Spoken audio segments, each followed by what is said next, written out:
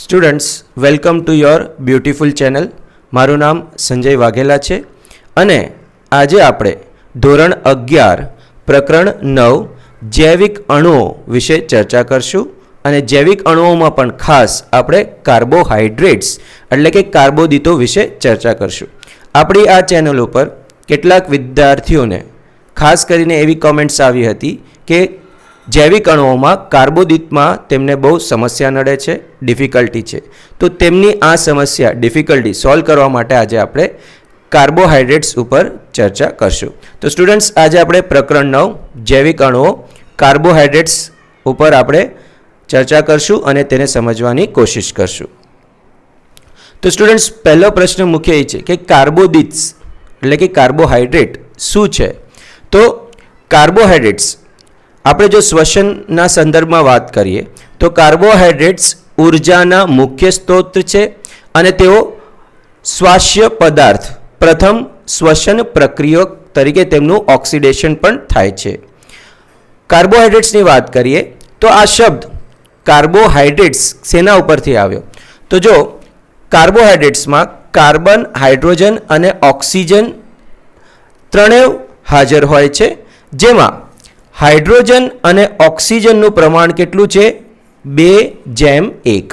એટલે કે કાર્બોદિતોમાં મુખ્યત્વે હાઇડ્રોજન અને ઓક્સિજનનું પ્રમાણ કેટલું બેસે છે? 2:1. અને માટે જ કાર્બોદિતોને શું કહેવાય છે? કાર્બનના હાઇડ્રેટ્સ. આપણે ઇંગ્લિશમાં વાત કરીએ તો હાઇડ્રેટ્સ ઓફ કાર્બન, બરોબર. અને કાર્બોદિતોનું જે સામાન્ય સૂત્ર છે તે શું છે? CxH2OY, જ્યાં Xનું મૂલ્ય અને Yનું મૂલ્ય સમાન હોઈ શકે છે, કેટલાક કિસ્સાઓમાં અસમાન પણ હોય છે, જેમ કે ડીઓક્સીરિબોઝ, બરોબર. તો સ્ટુડન્ટ્સ, અહીંયા તમારે શું યાદ રાખવાનું છે? કાર્બોદિતો તે ઉર્જાના મુખ્ય સ્ત્રોત છે અને પ્રથમ શ્વસન પ્રક્રિયક છે, એટલે કે મુખ્ય શ્વાસ્ય પદાર્થો પણ છે. ટૂંકમાં આપણે કહી શકીએ કે કાર્બોદિતો શર્કરાના બનેલા છે, માટે જ તેમને કાર્બનના હાઇડ્રેટ્સ કહીએ છીએ. હવે આપણે આગળ વધીએ તો કાર્બોદિતો જો આપણે તેમનું વર્ગીકરણ કરવું હોય તો કયા આધારે તેમનું વર્ગીકરણ કરી શકીએ? તો સ્ટુડન્ટ્સ, જ્યારે કાર્બોહાઈડ્રેટ્સનું જળ વિભાજન થાય છે, કાર્બોહાઈડ્રેટ્સનું શું થાય છે? જળ વિભાજન.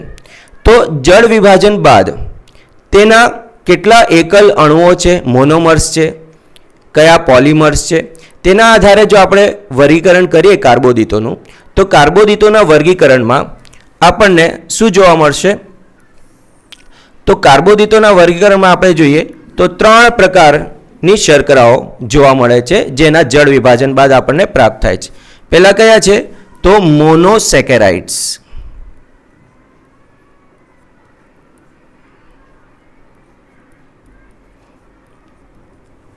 મોનોસેકેરાઇડ્સ, પછી ઓલિગોસેકેરાઇડ્સ,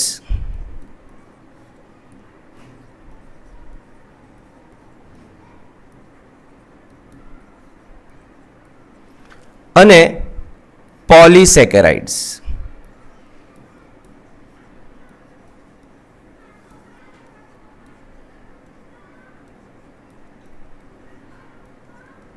એટલે જો આપણે કાર્બોદિતો, જેને આપણે મુખ્યત્વે પોલિસેકેરાઇડ્સ કહીએ, જો એમનું જળ વિભાજન કરીએ તો આપણને મોનોસેકેરાઇડ્સ અને ઓલિગોસેકેરાઇડ્સ પ્રાપ્ત થઈ શકે. એટલે આનો મતલબ એમ કે આપણે કાર્બોદિતોનું વર્ગીકરણ કરીએ તો તેમાં 3 પ્રકાર જોવા મળે: મોનોસેકેરાઇડ્સ, ઓલિગોસેકેરાઇડ્સ અને પોલિસેકેરાઇડ્સ. મોનોસેકેરાઇડ્સ તે મોનોમર્સ છે, એકલ અણુઓ છે, જે ભેગા થઈને એટલે કે તેમનું સંયોજન થઈને ઓલિગોસેકેરાઇડ્સ અને પોલિસેકેરાઇડ્સનું નિર્માણ કરે છે. આનો મતલબ એ થયો કે જ્યારે આપણે કાર્બોદિત એટલે કે પોલિસેકેરાઇડ્સ જે બૃહદ અણુઓ છે એનું આપણે જળ વિભાજન કરીએ તો આપણને ઓલિગોસેકેરાઇડ્સ અને મોનોસેકેરાઇડ્સ પ્રાપ્ત થાય, બરોબર. મોનોસેકેરાઇડ્સ તે સૌથી સરળ શર્કરા છે જેનું આગળ જળ વિભાજન શક્ય નથી. એટલે કે પોલિસેકેરાઇડ્સ કે કાર્બોદિતો અથવા ઓલિગોસેકેરાઇડ્સનું જ્યારે આપણે જળ વિભાજન કરીએ છીએ તો સૌથી છેલ્લા જે એકલ અણુઓ પ્રાપ્ત થાય છે તે કયા છે? મોનોસેકેરાઇડ્સ છે, બરોબર. ઓલિગોસેકેરાઇડ્સની જો આપણે વાત કરીએ તો ઓલિગોસેકેરાઇડ્સમાં મોનોસેકેરાઇડ્સના 2 થી 10 અણુઓ હોય છે. એટલે મોનોસેકેરાઇડ્સના 2 થી 10 અણુઓ તેમનું સંયોજન થાય છે અને તેમની વચ્ચે ગ્લાયકોસાઇડિક બંધનું નિર્માણ થાય છે. તો કોનું નિર્માણ થાય? ઓલિગોસેકેરાઇડ્સનું નિર્માણ થાય, જેમાં ડાયસેકેરાઇડ્સ, ટ્રાયસેકેરાઇડ્સ, ટેટ્રાસેકેરાઇડ્સ વગેરેનો સમાવેશ થાય છે. અને ત્રીજા જે છે પોલિસેકેરાઇડ્સ. પોલી એટલે કે બહુલક અણુઓ. તો ઘણા બધા મોનોસેકેરાઇડ્સ એકમો જ્યારે સંયોજાઈને ગ્લાયકોસાઇડિક બંધ વડે આખો જે અણુ બનાવે, બહુલક અણુ બનાવે, તેને આપણે શું કહીએ? પોલિસેકેરાઇડ્સ. તો પોલિસેકેરાઇડ્સમાં મોનોસેકેરાઇડ્સના ઘણા બધા અણુઓ ગ્લાયકોસાઇડિક બંધ વડે જોડાયા હોય છે. બરોબર. તો સૌપ્રથમ આપણે વાત કરીએ મોનોસેકેરાઇડ્સની. મોનોસેકેરાઇડ્સ સૌથી સરળ શર્કરાઓ છે જેનું આગળ જળ વિભાજન શક્ય નથી. ધ્યાન રાખજો સ્ટુડન્ટ્સ, મોનોસેકેરાઇડ્સ કેવી શર્કરા છે? સૌથી સરળ શર્કરા છે, આગળ તેમનું જળ વિભાજન શક્ય નથી. બીજા મોનોસેકેરાઇડ્સના જે ગુણધર્મ છે તો મોનોસેકેરાઇડ્સ પાણીમાં દ્રાવ્ય છે અને સ્વાદે ગળ્યા છે. મોનોસેકેરાઇડ્સ કેવા છે? પાણીમાં દ્રાવ્ય છે એટલે કે પાણીમાં ઓગળી જાય અને સ્વાદે તે કેવા લાગે? ગળ્યા લાગે. એટલે સામાન્યતઃ આપણે તેમને શર્કરાઓ પણ કહીએ છીએ. બરોબર. હજી એક ખાસ જે નીટમાં ઘણી વખત પૂછાઈ ગયેલું છે કે મોનોસેકેરાઇડ્સ કેવી શર્કરા છે? તો મોનોસેકેરાઇડ્સ રેડ્યુસિંગ શર્કરા છે. કેવી શર્કરા છે? રેડ્યુસિંગ. હવે પ્રશ્ન થાય છે કે આ રેડ્યુસિંગ શર્કરા એટલે શું? બરોબર. તો સ્ટુડન્ટ્સ, તમે જ્યારે પ્રેક્ટિકલ કરશો તો તેમાં બેનેડિક્સ અને ફેલિંગ્સ ટેસ્ટનો સમાવેશ થશે, જે શર્કરા માટેની ટેસ્ટ છે. બરોબર. અને તેમાં પાયાનો જે ગુણધર્મ છે કે કોઈ પણ રેડ્યુસિંગ શર્કરા જે છે તે ક્યુપ્રિક આયન્સ, કયા? ક્યુપ્રિક આયન્સ ને શેમાં રેડ્યુસ કરી નાખે? ક્યુપ્રસ આયન્સમાં. તો જે શર્કરાઓ ક્યુપ્રિક આયનનું શેમાં રેડ્યુસ કરે? ક્યુપ્રસ આયનમાં રેડ્યુસ કરે, તેવી શર્કરાને આપણે શું કહીએ? રેડ્યુસિંગ શર્કરા. અને આ જ ગુણધર્મનો ઉપયોગ શેમાં થાય છે? બેનેડિક્સ અને ફેલિંગ્સ ટેસ્ટમાં થાય છે. એટલે કે મોનોસેકેરાઇડ્સ કેવી શર્કરાઓ છે? રેડ્યુસિંગ શર્કરાઓ છે. અહીં સ્ટુડન્ટ્સ ખાસ યાદ રાખજો, મોનોસેકેરાઇડ્સ શા માટે રેડ્યુસિંગ શર્કરા છે? તો મોનોસેકેરાઇડ્સના મુક્ત અલ્ડીહાઇડ સમૂહ અથવા કીટોન સમૂહ હોય છે. અને જ્યારે પણ મુક્ત અલ્ડીહાઇડ અને કીટોન સમૂહ હોય તો તે ક્યુપ્રિક આયનને શેમાં રેડ્યુસ કરી શકે? ક્યુપ્રસ આયન્સમાં રેડ્યુસ કરી શકે. માટે મોનોસેકેરાઇડ્સ કેવી છે? રેડ્યુસિંગ શર્કરાઓ છે. ખ્યાલ આવે સ્ટુડન્ટ્સ? તો હવે આપણે જોઈએ કે મોનોસેકેરાઇડ્સનું જે ચક્રીય બંધારણ છે તે કયા સ્વરૂપમાં હોઈ શકે. હવે સ્ટુડન્ટ્સ યાદ રાખજો, મોનોસેકેરાઇડ્સમાં કાર્બનના અણુઓની સંખ્યાના આધારે તેનું આગળ વર્ગીકરણ પણ થાય છે, જેમ કે ટ્રાયોઝ, ટેટ્રોઝ, પેન્ટોઝ અને હેક્ઝોઝ. એમાં મુખ્યત્વે જે ચક્રીય બંધારણ આપણે જોઈએ તે પેન્ટોઝ શર્કરા અને હેક્ઝોઝ શર્કરામાં જોવા મળે છે. તો જો 5 સભ્યયુક્ત રિંગ સ્ટ્રક્ચર હોય, ચક્રીય સંરચના હોય, તો તેને આપણે ફ્યુરાનોઝ સંરચના કહીએ છીએ. અને જો 6 સભ્યયુક્ત ચક્રીય સંરચના હોય તો તેને આપણે પાયરાનોઝ રિંગ સ્ટ્રક્ચર કહીએ છીએ. જેમ કે આપણે ગ્લુકોઝમાં જોઈએ, જે હેક્ઝોઝ મોનોસેકેરાઇડ શર્કરા છે તો તેમાં આપણને પાયરાનોઝ સંરચના જોવા મળશે. ફ્રક્ટોઝની વાત કરીએ, જે હેક્ઝોઝ છે પણ તેમાં આપણને ફ્યુરાનોઝ સંરચના જોવા મળશે. આ બંને સંરચના કોણે આપી હતી? હેવર્થે આપી હતી. તો સ્ટુડન્ટ્સ, અહીંયા ખાસ તમારે શું યાદ રાખવાનું છે કે મોનોસેકેરાઇડ્સ કેવી શર્કરાઓ છે? રેડ્યુસિંગ શર્કરાઓ છે. અને તે ક્યુપ્રિક આયનને શેમાં રેડ્યુસ કરી શકે? ક્યુપ્રસ આયન્સમાં. અને તેનું આગળ જળ વિભાજન શક્ય નથી. તો ચાલો આગળ અભ્યાસ કરીએ. સૌથી પહેલા મોનોસેકેરાઇડ્સમાં આપણે જોઈએ, આપણે મોનોસેકેરાઇડ્સનું વર્ગીકરણ કયા આધારે કર્યું હતું? તો કેટલા કાર્બન અણુઓ છે તેની અંદર, તેના આધારે આપણે એની વર્ગીકરણ જોયું હતું. તો સૌપ્રથમ આપણે જોઈએ ટ્રાયોઝિસ. ટ્રાયોઝિસ શું છે? મોનોસેકેરાઇડ્સ છે જેમાં કાર્બનની સંખ્યા કેટલી છે? 3. તે સૌથી સાદો અને સરળ મોનોસેકેરાઇડ છે. ઉદાહરણ કયા છે? DHAP અને PGAL. DHAP એટલે કે ડાયહાઇડ્રોક્સી એસિટોન ફોસ્ફેટ. PGL એટલે કે ફોસ્ફોગ્લિસરાલ્ડિહાઇડ. તમે આ સંયોજનો ગ્લાયકોલિસિસમાં અભ્યાસ કરશો. પછી આપણે પેન્ટોઝ શર્કરાની વાત કરીએ. પેન્ટોઝ નામ જ કહી દે છે કે તેમાં કાર્બન કેટલા હશે? 5ની સંખ્યામાં હશે. એટલે કે કાર્બનની સંખ્યા કેટલી છે? 5. પેન્ટોઝ શર્કરા જેના સૌથી સરળ જે ઉદાહરણો છે તો કયા છે? રિબોઝ અને ડીઓક્સી રિબોઝ. રિબોઝ શર્કરા જે છે તે શેમાં હાજર હોય છે? RNAમાં, ATPમાં, FAD ફ્લેવિન એડિનાઇન ડાયન્યુક્લિયોટાઇડ, FMN ફ્લેવિન મોનોન્યુક્લિયોટાઇડ, NAD નિકોટિનામાઇડ એડિનાઇન ડાયન્યુક્લિયોટાઇડમાં હાજર હોય છે. કઈ શર્કરા? રિબોઝ શર્કરા.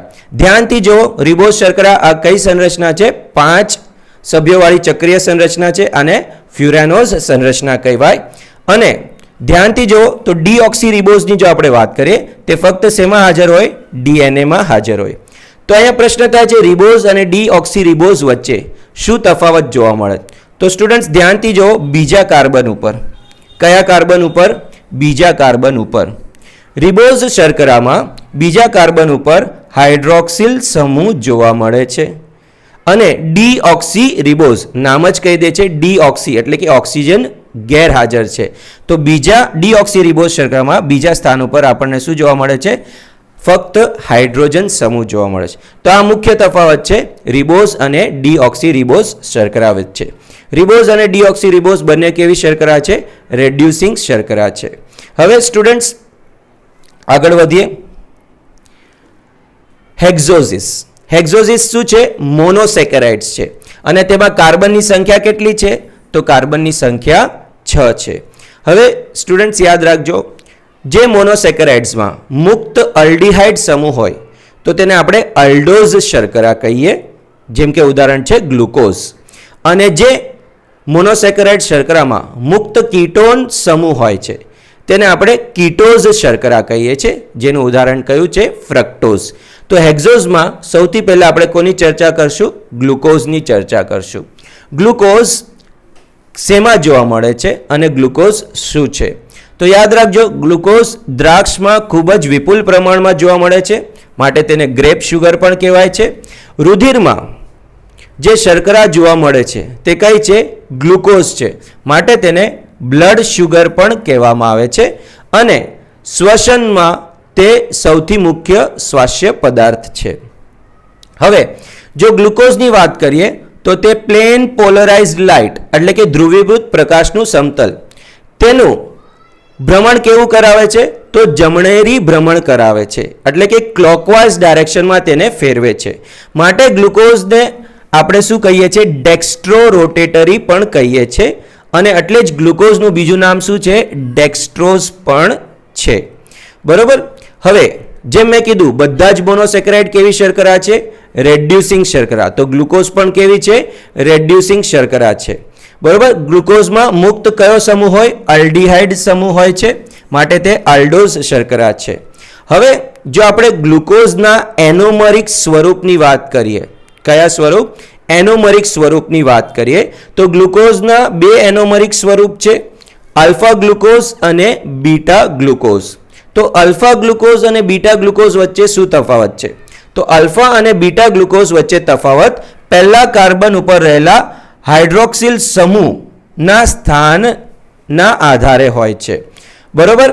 આલ્ફા ગ્લુકોઝ હોય તેમાં હાઇડ્રોક્સિલ સમૂહ નીચે આવેલું હોય છે, જ્યારે બીટા ગ્લુકોઝ હોય તેમાં હાઇડ્રોક્સિલ સમૂહ ઉપર આવેલું હોય છે. આ મુખ્ય તફાવત હોય છે આલ્ફા અને બીટા ગ્લુકોઝમાં. અને તમે જોઈ શકો છો કે કાર્બનનો જે ક્રમાંક આપેલો છે, તો આ પહેલો કાર્બન, બીજો કાર્બન, ત્રીજો કાર્બન, ચોથો કાર્બન, પાંચમો અને આ ઉપરનો છઠ્ઠો કાર્બન. આ રીતે કઈ સંરચના હોય છે? પાયરાનોઝ સંરચના હોય છે. સમજમાં આવ્યું સ્ટુડન્ટ્સ? ગ્લુકોઝ. હવે આપણે આગળ વધીએ. હવે આપણે વાત કરીએ છીએ ફ્રક્ટોઝની. કોની વાત કરીએ? ફ્રક્ટોઝની. ફ્રક્ટોઝ સૌથી મધુર શર્કરા છે, એટલે કે સૌથી ગળી શર્કરા છે. બરોબર. એનો મધુરતાનો આંક સૌથી વધુ છે. ફ્રક્ટોઝ શેમાં જોવા મળે? તો ફ્રક્ટોઝ મધમાં અને ગળ્યા ફળોમાં વધુ પ્રમાણમાં જોવા મળે છે. માટે ફ્રક્ટોઝને આપણે શું કહીએ છીએ? ફ્રૂટ શુગર પણ કહીએ છીએ, એટલે કે ફળ શર્કરા પણ કહીએ છીએ. હવે જો ફ્રક્ટોઝની વાત કરીએ તો તે પ્લેન પોલરાઇઝ્ડ લાઇટ એટલે કે ધ્રુવીભૂત પ્રકાશનું જે સમતલ છે તેને તેનું ડાબું ભ્રમણ કરાવે છે. કયું ભ્રમણ કરાવે છે? ડાબું ભ્રમણ કરાવે છે, એટલે કે એન્ટી ક્લોકવાઇઝ દિશામાં તેને ફેરવે છે. માટે ફ્રક્ટોઝ કેવો છે? લીવો રોટેટરી છે અને એટલે જ ફ્રક્ટોઝનું બીજું નામ શું છે? લેવ્યુલોઝ પણ છે. બરોબર. હવે સ્ટુડન્ટ્સ અહીંયા ખાસ ધ્યાન આપજો. હમણાં આપણે ગ્લુકોઝની સંરચનાનો અભ્યાસ કર્યો, તેમાં કાર્બનની સંખ્યા કેટલી છે? 6 છે, હેક્ઝોઝ છે, પણ એમાં સંરચના કેવી છે? પાયરાનોઝ સંરચના છે. પણ જો આપણે ફ્રક્ટોઝની વાત કરીએ તો ફ્રક્ટોઝમાં પણ કાર્બનની સંખ્યા કેટલી? 6 છે, પરંતુ તેમાં સંરચના 5 સભ્યોવાળી છે, એટલે તેમાં ફ્યુરાનોઝ સંરચના જોવા મળે છે. તો ખાસ યાદ રાખજો સ્ટુડન્ટ્સ, ફ્રક્ટોઝમાં કઈ સંરચના જોવા મળશે? ફ્યુરાનોઝ સંરચના. જ્યારે ગ્લુકોઝમાં કઈ સંરચના જોવા મળશે? પાયરાનોઝ સંરચના જોવા મળશે. ખ્યાલ આવી ગયો? ગ્લુકોઝ અને ફ્રક્ટોઝ એકબીજાના શું છે? એપીમર એનોમર્સ પણ છે. ખ્યાલ આવી ગયો સ્ટુડન્ટ્સ? હવે ફ્રક્ટોઝ, તો ફ્રક્ટોઝમાં પણ શું છે? મુક્ત કીટોન સમૂહ છે. માટે ફ્રક્ટોઝ કેવી શર્કરા છે? તો રેડ્યુસિંગ શર્કરા છે. હવે આપણે આગળ વધીએ. હવે આપણે અહીંયા મોનોસેકેરાઇડ્સ, આપણે મુખ્ય જે મોનોસેકેરાઇડ્સ છે તેના વિશે આપણે જાણકારી લઈ લીધી. હવે આપણે ઓલિગોસેકેરાઇડ્સની વાત કરીએ તો જેમ મેં આગળ તમને સમજાવેલું, ઓલિગોસેકેરાઇડ્સ શું છે? તો જ્યારે પોલિસેકેરાઇડ્સનું જળ વિભાજન થાય ત્યારે ઓલિગોસેકેરાઇડ્સ પણ પ્રાપ્ત થઈ શકે છે. અથવા બીજા શબ્દોમાં કહીએ તો 2 થી લઈને 10 મોનોસેકેરાઇડ્સ એકમો જ્યારે ગ્લાયકોસાઇડિક બંધ વડે જોડાય તો તે ઓલિગોસેકેરાઇડ્સનું નિર્માણ કરે છે. ઓલિગોસેકેરાઇડ્સમાં મોનોસેકેરાઇડ એકમ ઓછામાં ઓછા 2 હોઈ શકે અને વધારેમાં વધારે 10 સુધી પણ 9 થી 10 સુધી હોઈ શકે છે. તો સૌપ્રથમ ઓલિગોસેકેરાઇડ્સમાં આપણે ડાયસેકેરાઇડ્સ વિશે ચર્ચા કરશું. ડાયનો મતલબ થાય 2, સેકેરાઇડ્સ એટલે શર્કરા. તો જેમાં 2 મોનોસેકેરાઇડ્સ શર્કરાઓ ગ્લાયકોસાઇડિક બંધ વડે જોડાયેલી હોય છે તેને આપણે ડાયસેકેરાઇડ્સ કહીએ છીએ. ડાયસેકેરાઇડ્સની જો આપણે વાત કરીએ તો ડાયસેકેરાઇડ્સ પણ થોડા પ્રમાણમાં ગળ્યા હોય છે અને ડાયસેકેરાઇડ્સ પણ રેડ્યુસિંગ શર્કરા હોય છે, પરંતુ તેમાં અપવાદ તરીકે કોણ છે? સુક્રોઝ. સુક્રોઝ રેડ્યુસિંગ શર્કરા નથી. સ્ટુડન્ટ્સ આ ખાસ ધ્યાનમાં લેજો. જો આપણે સુક્રોઝની વાત કરીએ, કોની વાત કરીએ? સુક્રોઝની.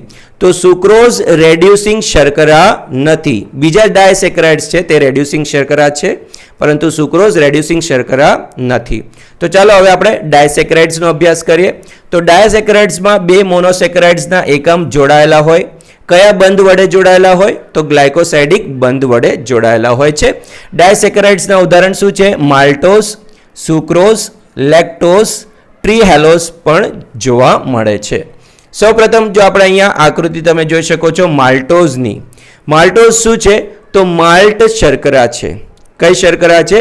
માલ્ટ શર્કરા છે, જેમાં આલ્ફા ડી ગ્લુકોઝના 2 મોનોમર્સ એટલે કે 2 અણુઓ ગ્લાયકોસાઇડિક બંધ વડે જોડાયેલા હોય છે.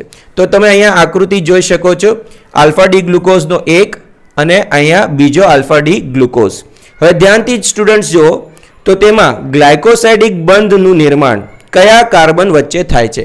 તો તમે જોઈ શકો છો ડાબી બાજુનો જે આલ્ફા ડી ગ્લુકોઝ છે તેના પહેલા કાર્બનનો હાઇડ્રોક્સિલ સમૂહ અને જમણી બાજુ જે આલ્ફા ડી ગ્લુકોઝ છે તેના ચોથા કાર્બનનો હાઇડ્રોક્સિલ સમૂહ, તેની વચ્ચે પ્રક્રિયા થાય છે. પ્રક્રિયા કેવી હોય છે? તો ડિહાઇડ્રેશન પ્રક્રિયા, એટલે કે પાણીનો એક અણુ છૂટો પડે છે અને તેના દ્વારા જે બંધનું નિર્માણ થાય છે તે કયો છે? ગ્લાયકોસાઇડિક બંધ. અને આમાં કયા કાર્બન જોડાયેલા છે? તો પહેલો અને ચોથો કાર્બન જોડાયેલા છે. એટલે આને આપણે શું કહીએ? Alpha 1,4 glycosidic bond. કેવો કહીએ?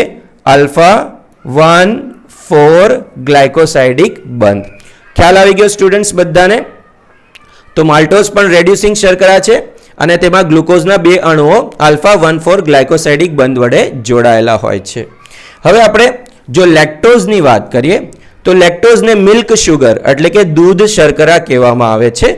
તેમાં બીટા ડી ગ્લુકોઝનો એક અણુ અને બીટા ડી ગેલેક્ટોઝનો એક અણુ હોય છે અને બીટા ડી ગ્લુકોઝ અને બીટા ડી ગેલેક્ટોઝ વચ્ચે પણ ગ્લાયકોસાઇડિક બંધ બને છે અને પહેલા અને ચોથા કાર્બન વચ્ચે બને છે, માટે આને બીટા 1,4 ગ્લાયકોસાઇડિક બંધ કહેવામાં આવે છે. સ્ટુડન્ટ્સ ખાસ યાદ રાખજો, નીટમાં આવા પ્રશ્ન આવે છે કે કયા ડાયસેકેરાઇડ રેડ્યુસિંગ શર્કરા છે કે નહીં અને તેમાં ગ્લાયકોસાઇડિક બંધ કેવા પ્રકારનો હોય છે, તો આના ઉપર ખાસ ધ્યાન આપજો. હવે આપણે જો સુક્રોઝની વાત કરીએ તો સુક્રોઝને આપણે કેન શુગર કહીએ છીએ, એટલે કે ગુજરાતીમાં શેરડીની શર્કરા અથવા ટેબલ શુગર પણ કહીએ છીએ. બરોબર. સુક્રોઝ શેનું બનેલું છે? તો સુક્રોઝમાં ગ્લુકોઝનો એક અણુ અને ફ્રક્ટોઝનો એક અણુ આવેલો હોય છે. એટલે સુક્રોઝમાં એક આલ્ફા ડી ગ્લુકોઝ અને એક બીટા ડી ફ્રક્ટોઝ હોય છે. તો સ્ટુડન્ટ્સ અહીંયા તમે જોઈ શકો છો, આ છે ગ્લુકોઝ અને આ છે ફ્રક્ટોઝ. બરોબર. તમે અહીંયા જોઈ શકો છો, આ કયો છે? પહેલો કાર્બન. ફ્રક્ટોઝનો આ કયો છે? પહેલો અને બીજો, આ બીજો કાર્બન. તો તમે જોઈ શકો છો ગ્લાયકોસાઇડિક બંધ પહેલા અને બીજા કાર્બન વચ્ચે ડિહાઇડ્રેશન પ્રક્રિયા થવાના કારણે નિર્માણ થાય છે. એટલે સુક્રોઝમાં કયો બંધ હોય છે? તો સુક્રોઝમાં 1,2 ગ્લાયકોસાઇડિક બંધ હોય છે. કયો હોય છે? 1,2 ગ્લાયકોસાઇડિક બંધ. હવે સુક્રોઝ મેં જેમ આગળ કીધું હતું કે સુક્રોઝ રેડ્યુસિંગ શર્કરા નથી. સુક્રોઝ શા માટે રેડ્યુસિંગ શર્કરા નથી? તો સુક્રોઝ રેડ્યુસિંગ શર્કરા એટલા માટે નથી કે તેમાં અલ્ડીહાઇડ કે કીટોન સ્વરૂપ જે સમૂહ હોય છે તે મુક્ત નથી હોતા. બરોબર. એટલે મુક્ત અલ્ડીહાઇડ કે કીટોન સ્વરૂપ ન હોવાના કારણે સુક્રોઝ તે રેડ્યુસિંગ શર્કરા નથી. તો સ્ટુડન્ટ્સ ખ્યાલ આવી ગયો તમને? અને અહીંયા જે આકૃતિ છે તમે જોઈ શકો, અહીંયા કોની છે? લેક્ટોઝની છે. અહીંયા કોની આકૃતિ છે? લેક્ટોઝની છે. તેમાં ગેલેક્ટોઝ અને ગ્લુકોઝના કોના? ગેલેક્ટોઝ અને ગ્લુકોઝનો એક એક અણુ છે. તમે જોઈ શકો છો અહીંયા પહેલું કાર્બન છે અને અહીંયા કયો કાર્બન છે? ચોથો કાર્બન. પહેલા કાર્બન અને ચોથા કાર્બન વચ્ચે કયા બંધનું નિર્માણ થાય છે? ગ્લાયકોસાઇડિક બંધનું નિર્માણ થાય છે. એટલે આને આપણે શું કહીશું? 1,4 ગ્લાયકોસાઇડિક બંધ. ખ્યાલ આવી ગયો સ્ટુડન્ટ્સ? હવે આપણે આગળ વધીએ. હવે આપણે ઓલિગોસેકેરાઇડ્સ બાદ પોલિસેકેરાઇડ્સની ચર્ચા કરશું. સ્ટુડન્ટ્સ ઓલિગોસેકેરાઇડ્સમાં ઘણા બધા પણ છે આગળ, ટ્રાયસેકેરાઇડ્સ, ટેટ્રાસેકેરાઇડ્સ, પણ તે આપણી માટે એટલા નીટના સંબંધિત એટલા મહત્ત્વના નથી. હવે આપણે કોની વાત કરીએ? પોલિસેકેરાઇડ્સની વાત કરીએ. તો પોલિસેકેરાઇડ્સ શું છે? ખૂબ જ વધુ સંખ્યામાં મોનોસેકેરાઇડ્સ એકમના જોડાવાથી બનેલા હોય છે અને તેમાં પણ મોનોસેકેરાઇડ્સ એકમ શેના વડે જોડાયેલા હોય છે? તો ગ્લાયકોસાઇડિક બંધ વડે જોડાયેલા હોય છે. હવે પોલિસેકેરાઇડ્સની જો વાત કરીએ તો પોલિસેકેરાઇડ્સ રેડ્યુસિંગ શર્કરા નથી. ખાસ યાદ રાખજો સ્ટુડન્ટ્સ, પોલિસેકેરાઇડ્સ રેડ્યુસિંગ શર્કરા નથી હોતા. બીજું, પોલિસેકેરાઇડ્સ મુખ્યત્વે પાણીમાં દ્રાવ્ય પણ નથી હોતા અને સ્વાદે ગળ્યા પણ નથી હોતા. તો હવે આપણે પોલિસેકેરાઇડ્સની વાત કરીએ તો પોલિસેકેરાઇડ્સમાં જેમ જોયું કે મોનોસેકેરાઇડ્સના એકમ જોડાઈને બનેલા હોય છે. તો મોનોસેકેરાઇડ્સના એકમ જે પોલિસેકેરાઇડ્સમાં હોય તે શું સમાન પણ હોઈ શકે અથવા અસમાન પણ હોઈ શકે? તો જો પોલિસેકેરાઇડમાં જે મોનોસેકેરાઇડના એકમ સમાન હોય છે, એટલે એક જ પ્રકારના મોનોસેકેરાઇડ એકમથી જે પોલિસેકેરાઇડ્સ બનેલા હોય છે તેને આપણે હોમોપોલિસેકેરાઇડ્સ અથવા સમપોલિસેકેરાઇડ્સ કહીએ છીએ. તેને આપણે શું કહીએ? હોમોપોલિસેકેરાઇડ્સ અથવા સમપોલિસેકેરાઇડ્સ. તો હોમોપોલિસેકેરાઇડ્સમાં જે બધા મોનોસેકેરાઇડ્સ હોય તે એક જ પ્રકારના હોય, એટલે કે એક સમાન હોય છે. હોમોપોલિસેકેરાઇડ્સના જો ઉદાહરણ જોઈએ આપણે તો તેમાં સેલ્યુલોઝ છે, સ્ટાર્ચ છે, ગ્લાયકોજન છે. આ એના મુખ્ય ઉદાહરણ છે. સૌથી પહેલાં આપણે વાત કરીએ સેલ્યુલોઝની. તો સેલ્યુલોઝ બીટા ડી ગ્લુકોઝનો રેખીય પોલિમર છે. ખાસ યાદ રાખજો સ્ટુડન્ટ્સ, સેલ્યુલોઝ કેવો પોલિમર છે? બીટા ડી ગ્લુકોઝનો રેખીય પોલિમર છે. એટલે સેલ્યુલોઝ પાસે કુંતલ સ્વરૂપ જોવા મળતું નથી. સેલ્યુલોઝમાં બીટા ડી ગ્લુકોઝના કેટલા એકમો હોય છે? તો 6000 થી લઈને 10000 એકમો હોય છે, જે કયા બંધ વડે જોડાયેલા હોય છે? તો બીટા 1,4 ગ્લાયકોસાઇડિક બંધ વડે જોડાયેલા હોય છે. ખાસ યાદ રાખજો, સેલ્યુલોઝમાં કોણ હોય? Beta D glucose. અને કેવી રીતના જોડાયેલા હોય? તો બીટા 1,4 ગ્લાયકોસાઇડિક બંધ ધરાવે છે. તે આયોડિન સાથે વાદળી રંગ આપતું નથી. ખાસ યાદ રાખજો,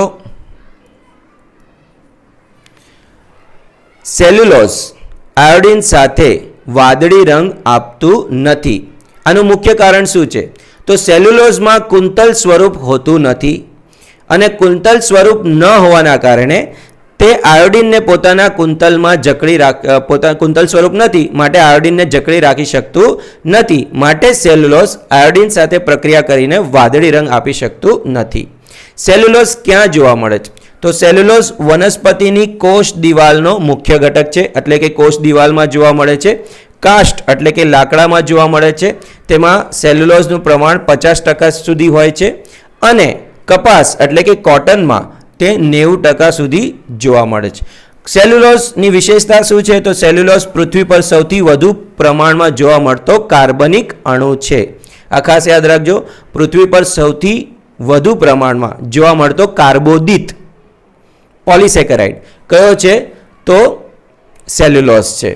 અને તે રેયોન એટલે કે કૃત્રિમ રેસામાં પણ તેનો વપરાશ થાય છે. અહીં સ્ટુડન્ટ્સ ખાસ યાદ રાખવાનું છે કે સેલ્યુલોઝમાં બીટા 1,4 ગ્લાયકોસાઇડિક બંધ જોવા મળે છે, અને તે વનસ્પતિની કોષ દિવાલમાં હાજર હોય છે. પછી આપણે બીજી વાત કરીએ તો સ્ટાર્ચ. સ્ટાર્ચ પણ કેવો છે? સમપોલિમર છે. સ્ટાર્ચ વનસ્પતિમાં મુખ્ય સંગ્રહિત ખોરાક છે. તો સ્ટુડન્ટ્સ યાદ રાખજો, સ્ટાર્ચ પણ સેલ્યુલોઝનું એક બીજું રૂપાંતરિત સ્વરૂપ છે. સેલ્યુલોઝ વનસ્પતિની સંરચનામાં ઉપયોગ થાય છે, જ્યારે સ્ટાર્ચ તે વનસ્પતિમાં ખોરાકના સંગ્રહ તરીકે ઉપયોગ થાય છે. એટલે વનસ્પતિમાં જે ખોરાકનો સંગ્રહ થાય છે તે સ્ટાર્ચના સ્વરૂપમાં થાય છે. સ્ટાર્ચમાં આલ્ફા ડી ગ્લુકોઝના મોનોસેકેરાઇડ્સ આવેલા હોય છે, અને આ આલ્ફા ડી ગ્લુકોઝના જે મોનોસેકેરાઇડ એકમ છે તે આલ્ફા 1,4 ગ્લાયકોસાઇડિક બંધ વડે જોડાયેલા હોય છે, અને તે સ્ટાર્ચની રચના કરે છે. સ્ટાર્ચ પાસે કેવું છે? તો દ્વિતીય કુંતલ સ્વરૂપ છે, અને તેના કુંતલમાં તે આયોડિનને જકડી રાખી શકે છે, માટે તે આયોડિન સાથે વાદળી રંગ આપે છે.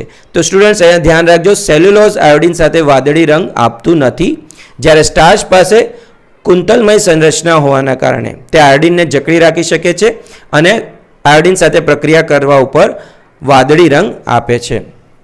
સ્ટાર્ચમાં જે શૃંખલાઓ હોય છે તે બે પ્રકારની હોય છે, અમાયલોઝ શૃંખલા અને એમાયલોપેક્ટિન.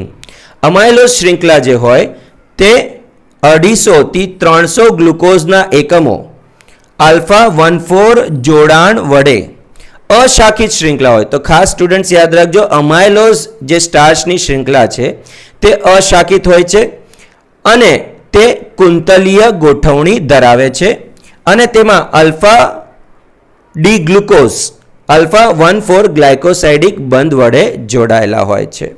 પણ જો આપણે એમાયલોપેક્ટિનની વાત કરીએ તો એમાયલોપેક્ટિન શાખિત શૃંખલા હોય છે, અને તેમાં લગભગ આલ્ફા ડી ગ્લુકોઝના 30 જેટલા અણુઓ હોય છે.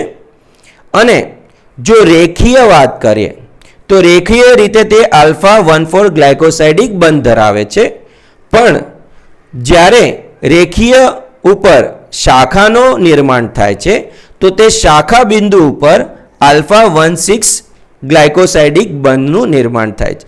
તો સ્ટુડન્ટ્સ યાદ રાખજો, સ્ટાર્ચની જે એમાયલોપેક્ટિન શૃંખલા છે તે શાખિત હોય છે, એટલે એમાં કેટલીક દ્વિતીય શાખાઓનું નિર્માણ થાય છે. તો જે રેખીય સ્વરૂપ છે તેમાં આલ્ફા ડી ગ્લુકોઝ આલ્ફા 1,4 ગ્લાયકોસાઇડિક બંધ વડે જોડાયેલા હોય છે, પણ જ્યાંથી શાખાનો ઉદ્ભવ થાય છે તે શાખા બિંદુ ઉપર આલ્ફા 1,6 ગ્લાયકોસાઇડિક બંધનું નિર્માણ થાય છે. હવે સ્ટાર્ચ બાદ આપણે જો ગ્લાયકોજનની વાત કરીએ, બીજો સમ પોલિમર કયો છે? ગ્લાયકોજન. તો ગ્લાયકોજનની વિશેષતા શું છે? તો ગ્લાયકોજન પ્રાણીઓ અને ફૂગમાં ખોરાક સંગ્રહ તરીકે ગ્લાયકોજનનો ઉપયોગ થાય છે. એટલે કે પ્રાણીઓમાં અને ફૂગમાં જે સંગ્રહિત ખોરાક છે તે ગ્લાયકોજનના સ્વરૂપમાં સંગ્રહ પામે છે. ગ્લાયકોજન પણ આલ્ફા ડી ગ્લુકોઝનો પોલિમર છે અને તે ખૂબ જ શાખિત પોલિમર છે. ગ્લાયકોજનની વાત કરીએ તો ગ્લાયકોજનની લાંબી રેખીય શ્રૃંખલામાં રેખીય રીતે તેમાં પણ 1,4 ગ્લાયકોસાઇડિક બંધ જોવા મળે છે, પરંતુ શાખા બિંદુએ 1,6 ગ્લાયકોસાઇડિક બંધનું નિર્માણ થાય છે. મનુષ્યમાં ગ્લાયકોજન ક્યાં સંગ્રહ કરવામાં આવે છે? તો સ્નાયુ અને યકૃતમાં સંગ્રહ થાય છે. ખ્યાલ આવી ગયો સ્ટુડન્ટ્સ? તો હવે આપણે આગળ વધીએ. હજી એક છે સમ પોલિસેકેરાઇડ એટલે કે હોમોપોલિસેકેરાઇડ, જે ખૂબ જ મહત્વ ધરાવે છે અને તે છે કાઇટિન. સ્ટુડન્ટ્સ, કાઇટિન ઉપરથી નીટમાં ઘણા બધા પ્રશ્નો પૂછાઈ ગયા છે. તો કાઇટિન શું છે? તો કાઇટિન એક કાર્બોદિત પોલિસેકેરાઇડ છે અને કોનું બનેલું છે? તો N-એસિટાઇલ ગ્લુકોસમાઇનનો રેખીય પોલિમર છે. ખાસ યાદ રાખજો, કાઇટિન શું છે? N-એસિટાઇલ ગ્લુકોસમાઇનનો રેખીય પોલિમર છે અને તેમાં N-એસિટાઇલ ગ્લુકોસમાઇન મોનોમર વચ્ચે બીટા 1,4 ગ્લાયકોસાઇડિક બંધ હોય છે. હવે કાઇટિન ક્યાં જોવા મળે છે? તો કાઇટિન જે છે તે સંધિપાદના બાહ્ય કંકાલમાં અને ફૂગની કોષ દિવાલમાં જોવા મળે છે. તો કાઇટિનની હાજરી ક્યાં હોય છે? સંધિપાદીઓના બાહ્ય કંકાલમાં અને ફૂગની કોષ દિવાલમાં. પૃથ્વી પર દ્વિતીય સૌથી વધુ પ્રમાણમાં જોવા મળતો કાર્બોદિત એટલે કે કાર્બનિક અણુ પણ ગણાય છે અને તેને ફંગલ સેલ્યુલોઝ પણ કહેવાય છે. એટલે કે ફૂગ સેલ્યુલોઝ પણ કહી શકાય છે, કારણ કે ફૂગમાં કોષ દિવાલ શેની બનેલી હોય છે? કાઇટિનની બનેલી હોય છે. હવે આગળ વાત કરીએ તો આગળ છે ઇન્યુલિન. સ્ટુડન્ટ્સ, અહીંયા કન્ફ્યુઝ નહીં થતા, આપણે ઇન્સ્યુલિનની વાત નથી કરતા. ઇન્સ્યુલિન શું છે? અંતઃસ્ત્રાવ છે, તે પ્રોટીન અંતઃસ્ત્રાવ છે. પણ અહીંયા આપણે કોની વાત કરી રહ્યા છે? ઇન્યુલિન કાર્બોદિત એટલે કે પોલિસેકેરાઇડની વાત કરીએ છીએ. તે પણ એક હોમોપોલિસેકેરાઇડ એટલે કે સમ પોલિસેકેરાઇડ છે અને તે કોનો પોલિસેકેરાઇડ છે? ફ્રક્ટોઝનો. એટલે કે ઇન્યુલિન જે છે તે ફ્રક્ટોઝ મોનોસેકેરાઇડ્સના ઘણા બધા એકમો જોડાઈને બને છે. બરોબર? તો ઇન્યુલિનમાં ફ્રક્ટોઝના બીટા 1,2 ગ્લાયકોસાઇડિક બંધ જોવા મળે છે અને તે ફ્રક્ટોઝનો રેખીય પોલિમર છે. ઇન્યુલિન ક્યાંથી પ્રાપ્ત થઈ શકે? તો ઇન્યુલિન દહલિયા અને આર્ટિચોકના મૂળમાં સંગ્રહ થાય છે અને તેમાંથી પ્રાપ્ત થાય છે. ઇન્યુલિનનો શું ઉપયોગ છે? શું ઇન્યુલિનનું ચયાપચય મનુષ્ય દેહમાં થઈ શકે છે? તો સ્ટુડન્ટ્સ યાદ રાખજો, ઇન્યુલિનનું ચયાપચય મનુષ્ય દેહમાં થતું નથી. ઇન્યુલિનનું ઉત્સર્જન મૂત્રપિંડમાંથી જેમનું તેમ થઈ જાય છે. તો ઇન્યુલિનનો ઉપયોગ શેની માટે થાય છે? તો ઇન્યુલિનનો ઉપયોગ રુધિર કેશિકા ગુચ્છીય ગાળણ દર, જેને અંગ્રેજીમાં ગ્લોમેરુલર ફિલ્ટ્રેશન રેટ, જે મનુષ્યમાં 125 ml પ્રતિ મિનિટ જે જોવા મળે છે તે દર જાણવા માટે ઇન્યુલિનનો વપરાશ થાય છે. એટલે સ્ટુડન્ટ્સ, ખાસ કરીને મૂત્રપિંડની કામગીરી કે ક્રિયાશીલતા કેવી છે તે જાણવા માટે કોનો ઉપયોગ થાય છે? ઇન્યુલિન. અને ઇન્યુલિનથી આપણે શું જાણી શકીએ? તો GFR ગ્લોમેરુલર ફિલ્ટ્રેશન રેટ એટલે કે રુધિર કેશિકા ગુચ્છીય ગાળણનો દર આપણે જાણી શકીએ છીએ. હવે આપણે આગળ વાત કરીએ તો આપણે હમણાં કોની ચર્ચા કરી? સમ પોલિમર્સ એટલે કે હોમોપોલિસેકેરાઇડ્સની ચર્ચા કરી. હવે કેટલાક પોલિસેકેરાઇડ્સ એવા છે જેમાં મોનોસેકેરાઇડ્સના જે એકમો છે તે એક સમાન પ્રકારના હોતા નથી. તે કેવા હોય છે? અલગ અલગ પ્રકારના હોય છે. તો હવે જે પોલિસેકેરાઇડ્સમાં મોનોસેકેરાઇડ એકમો એક સમાન નથી હોતા, અલગ અલગ પ્રકારના હોય છે, તેને આપણે હેટેરોપોલિસેકેરાઇડ્સ એટલે કે વિષમ પોલિસેકેરાઇડ્સ પણ કહી શકીએ છીએ. તો હેટેરોપોલિસેકેરાઇડ્સમાં જુદા જુદા મોનોસેકેરાઇડ્સ આવેલા હોય છે. હેટેરોપોલિસેકેરાઇડ્સનું એક મુખ્ય ઉદાહરણ શું છે? હાયલ યુરોનિક એસિડ. જો તમે સ્નાયુ પેશીમાં અભ્યાસ કર્યો હશે તો સ્નાયુ પેશીમાં જે મુખ્ય આધારક દ્રવ્ય છે, કયો મુખ્ય આધારક દ્રવ્ય છે તે મુખ્યત્વે શેનો બનેલો હોય? હાયલ્યુરોનિક એસિડનો બનેલો હોય. તો પ્રાણી કોષના આવરણમાં બાઇન્ડિંગ મટીરિયલ એટલે કે સિમેન્ટિંગ મટીરિયલ તરીકે કોનો વપરાશ થાય છે? હાયલ્યુરોનિક એસિડનો વપરાશ થાય છે. તે ડી ગ્લુકોયુરોનિક એસિડ અને એન એસિટાઇલ ડી ગ્લુકોસોમાઇનનો બનેલો હોય છે, જે એકાંતરિત રીતે ક્રમમાં ગોઠવાયેલા હોય છે. સ્નાયુ પેશીમાં જો આપણે એરિયોલાર ટિશ્યુની વાત કરીએ, એરિયોલાર પેશી, તો એરિયોલાર પેશીનો જે મુખ્ય આધારક દ્રવ્ય છે તે શેનો બનેલો હોય? હાયલ્યુરોનિક એસિડનો બનેલો હોય છે.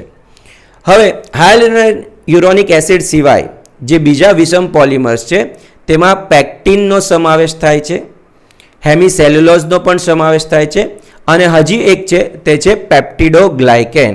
સ્ટુડન્ટ્સ ખાસ યાદ રાખજો, પેપ્ટિડોગ્લાયકેન.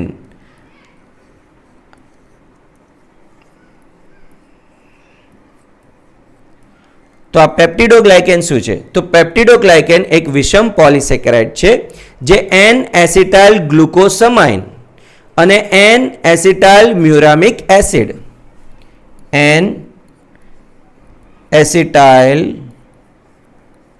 ગ્લુકોસમાઇન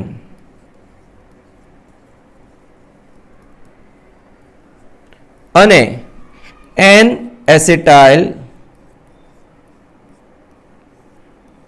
મ્યુરામિક એસિડ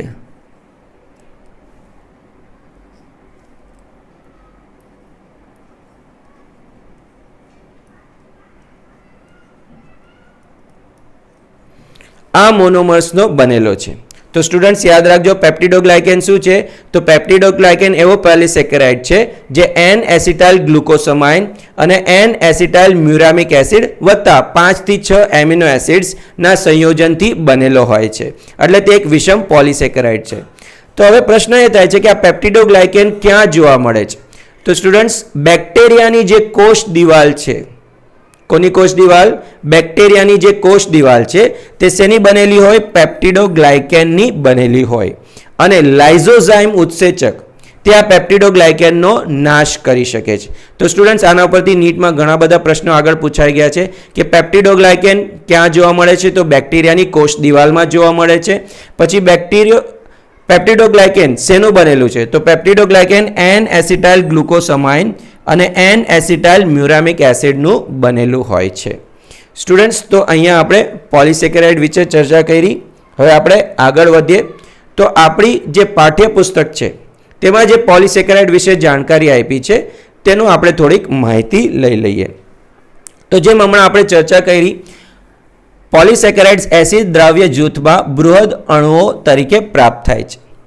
તો સ્ટુડન્ટ્સ આપણે જોયું છે કે જ્યારે આપણે જૈવિક અણુઓનું વર્ગીકરણ કરીએ છીએ અને પ્રાણી પેશીને ટ્રાયક્લોરો એસિટિક એસિડમાં આપણે જ્યારે એને વાટીએ છીએ તો આપણને બે ભાગ પ્રાપ્ત થાય છે, એસિડ દ્રાવ્ય ભાગ અને એસિડ અદ્રાવ્ય ભાગ. એસિડ દ્રાવ્ય ભાગ જે છે તેમાં આપણે સૂક્ષ્મ જૈવિક અણુઓ પ્રાપ્ત થાય છે જેનો આણ્વીય દર 1000 ડાલ્ટનથી ઓછું હોય છે. જ્યારે એસિડ અદ્રાવ્ય ભાગમાં આપણે બૃહદ અણુઓ પ્રાપ્ત થાય છે જેનું આણ્વીય દર 1000 ડાલ્ટનથી ખૂબ જ વધારે હોય છે.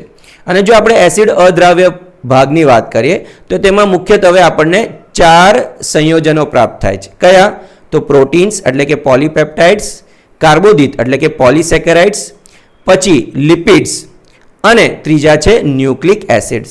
પણ આપણે જો લિપિડને આમાં અપવાદ તરીકે રાખીએ અને વાસ્તવમાં લિપિડ અપવાદ છે, લિપિડ મુખ્યત્વે સૂક્ષ્મ અણુ છે પરંતુ તે પાણીમાં અદ્રાવ્ય હોવાના કારણે તે એસિડ અદ્રાવ્ય ભાગમાં પ્રાપ્ત થાય છે. બરોબર? તો એસિડ અદ્રાવ્ય ભાગમાં વાસ્તવમાં જે કોઈ પોલિમર પદાર્થો છે કે બહુલક અણુઓ છે તો તે 3 જ છે. કયા? પોલિસેકેરાઇડ્સ, પોલિપેપ્ટાઇડ્સ અને ન્યુક્લિક એસિડ. તો તેમાં આપણે અહીંયા પોલિસેકેરાઇડ્સ વિશે જોઈ લઈએ. તો પોલિસેકેરાઇડ્સ એસિડ અદ્રાવ્ય જૂથમાં બૃહદ અણુઓ તરીકે પ્રાપ્ત થાય છે અને તે શર્કરાની લાંબી શૃંખલા હોય છે અને તેના પાયાના ઘટક તરીકે શું આવેલા હોય છે? તો વિવિધ મોનોસેકેરાઇડ્સ આવેલા હોય છે, જે હમણાં આપણે જોયું, અને તે મોનોસેકેરાઇડ્સ ગ્લાયકોસાઇડિક બંધ વડે જોડાયેલા હોય છે. જેમ કે આ મોનોસેકેરાઇડ્સ રેસામય રચના, જેમ કે કપાસનું રેસા છે. અને જો આપણે પોલિસેકેરાઇડ્સના ઉદાહરણ જોઈએ તો સમ પોલિસેકેરાઇડમાં આપણી પાસે સેલ્યુલોઝ છે, જે એક બહુલક એટલે કે પોલિમર પદાર્થ છે. પોલિમર પોલિસેકેરાઇડ્સ છે, જે એક જ પ્રકારના મોનોસેકેરાઇડ્સ એટલે કે આલ્ફા ડી ગ્લુકોઝનું બનેલું હોય છે. સેલ્યુલોઝમાં આલ્ફા ડી ગ્લુકોઝ જ હોય છે, માટે તે સમ પોલિમર છે. અને બીજું છે, આપણે સ્ટાર્ચની વાત કરીએ, સ્ટાર્ચ એટલે કે જે મણકણ આપણે કહી શકીએ, હરિતકણમાં સ્ટાર્ચનો સંગ્રહ થાય છે મણકણમાં, તો તે સેલ્યુલોઝથી થોડુંક જુદું પડે છે અને તે વનસ્પતિ પેશીમાં ઉર્જાના ભંડાર સ્વરૂપે સંગ્રહિત થાય છે. એટલે કે સેલ્યુલોઝ તે સંરચનાત્મક કાર્બોદિત છે, તે કોષ દિવાલમાં જોવા મળે છે, જ્યારે સ્ટાર્ચ સંગ્રહિત કાર્બોદિત છે અને તે ઉર્જાના સ્વરૂપે એટલે કે ખોરાકનો સંગ્રહ સ્ટાર્ચના સ્વરૂપમાં થાય છે. તેવી જ રીતે જો આપણે પ્રાણીઓની વાત કરીએ તો પ્રાણીઓમાં અન્ય એક રૂપાંતરિત પોલિસેકેરાઇડ જોવા મળે છે, જેને આપણે ગ્લાયકોજન કહીએ છીએ. ઇન્યુલિન, જે હમણાં આપણે વાત કરી, ઇન્યુલિન પણ શું છે? ફ્રક્ટોઝનો પોલિમર છે. ઇન્યુલિન શેનો પોલિમર છે? ફ્રક્ટોઝનો પોલિમર છે. હવે અહીંયા આપણે ખાસ કરીને આકૃતિ 9.2 જો તો ગ્લાયકોજનના સ્વરૂપની આપણે વાત થઈ છે. તો જો એક પોલિસેકેરાઇડ શૃંખલા ગ્લાયકોજન, જેનો એક છેડા રેડ્યુસિંગ છે, કયો? જમણો છેડો, અને ડાબા છેડાને નોન રેડ્યુસિંગ કહેવાય છે. સ્ટુડન્ટ્સ, અહીંયા તમારે ખાસ યાદ રાખવાનું છે, પોલિસેકેરાઇડ્સ નોન રેડ્યુસિંગ શર્કરાઓ છે, પરંતુ પોલિસેકેરાઇડનો એક છેડો જમણો છેડો, તે કયો છેડો છે? જમણો છેડો રેડ્યુસિંગ છેડો હોય છે, કારણ કે ત્યાં મુક્ત અલ્ડિહાઇડ અથવા કીટોન સમૂહ હોય છે, જ્યારે ડાબો છેડો નોન રેડ્યુસિંગ હોય છે, કારણ કે ત્યાં મુક્ત અલ્ડિહાઇડ કે કીટોન સમૂહ હોતું નથી. બરોબર? તો અહીંયા જો ગ્લાયકોજનનું આકૃતિ આપેલી છે, અને ગ્લાયકોજનની આકૃતિમાં જોઈ શકો છો, આ જમણા છેડા ઉપર શું છે? ગ્લુકોઝનો અલ્ડિહાઇડ સમૂહ મુક્ત છે, એટલે તે કયો છે? રેડ્યુસિંગ છેડો કહેવાય. જ્યારે ડાબા છેડા ઉપર આલ્ડિહાઇડ મુક્ત નથી, તે બંધ સાથે જોડાયેલું છે, માટે તે નોન રેડ્યુસિંગ છેડો કહેવાય છે. તો તમારે ખાસ યાદ રાખવાનું છે, જમણો છેડો રેડ્યુસિંગ, ડાબો છેડો નોન રેડ્યુસિંગ છે. એવી જ રીતે જો સ્ટાર્ચ અને સેલ્યુલોઝ વચ્ચે આપણે તફાવતની વાત કરીએ તો સ્ટાર્ચના કુંતલાકાર દ્વિતીયક સંરચના જોવા મળે છે, માટે સ્ટાર્ચ આયોડિનના અણુને પોતાના કુંતલ ભાગની અંદર જોડાઈને રાખી શકે છે અને સ્ટાર્ચ આયોડિન સાથે ભૂરો રંગ આપે છે. એટલે સ્ટાર્ચ શા માટે આયોડિન સાથે પ્રક્રિયા કરીને ભૂરો રંગ આપે છે? કારણ કે સ્ટાર્ચ પાસે દ્વિતીય કુંતલ સ્વરૂપ હોય છે, જેમાં તે આયોડિનને જકડી રાખી શકે છે. પણ શું સેલ્યુલોઝ ભૂરો રંગ આપશે? તો ના, સેલ્યુલોઝ ભૂરો રંગ આપતું નથી, કારણ કે સેલ્યુલોઝ પાસે જટિલ કુંતલો જોવા મળતા નથી. તે એક રેખીય પોલિમર છે, માટે તે આયોડિનને જકડી રાખી શકતું નથી, માટે તે આયોડિન સાથે ભૂરો રંગ આપતો નથી. બરોબર? હવે આપણે અહીંયા ગ્લાયકોસાઇડિક બંધ વિશે થોડીક વાત કરી લઈએ. આપણે આગળ ચર્ચા થઈ હતી કે રેખિત સ્વરૂપમાં જે ગ્લાયકોસાઇડિક બંધ સામાન્યતઃ જોવા મળે છે તો કયા છે? આલ્ફા 1,4, અને શાખા બિંદુ ઉપર કયા જોવા મળે છે? તો આલ્ફા 1,6. તો તમે તે સરળતાથી અહીંયા જોઈ શકો છો.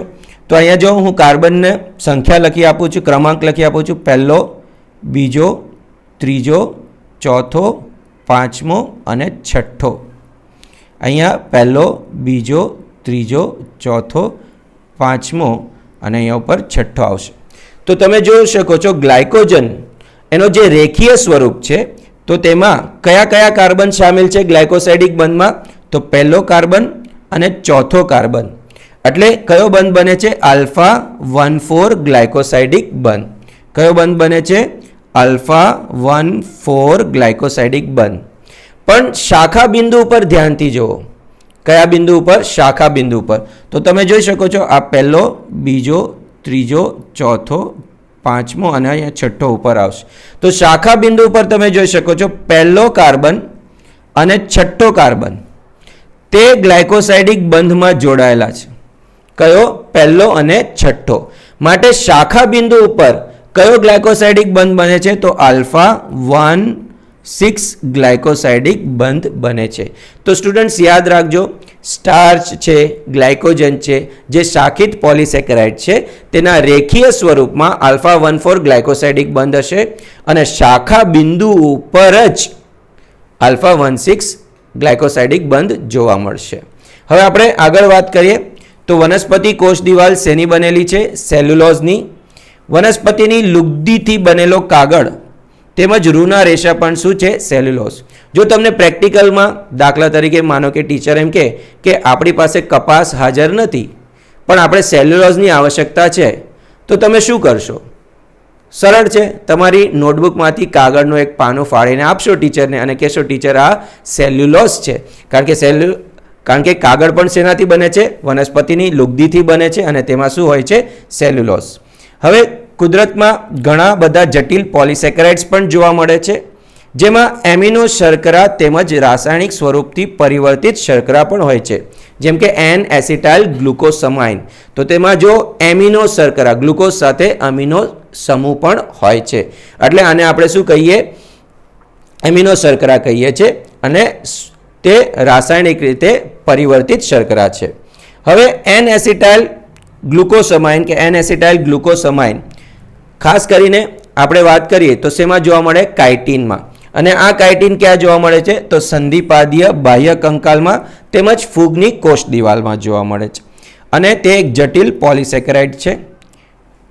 આપણે કાઇટિનની જ હમણાં વાત કરી અને તે કેવો છે? સમ પોલિમર છે, કારણ કે તેમાં N-એસિટાઇલ ગ્લુકોસમાઇનના મોનોમર ગ્લાયકોસાઇડિક બંધ વડે જોડાયેલા હોય છે.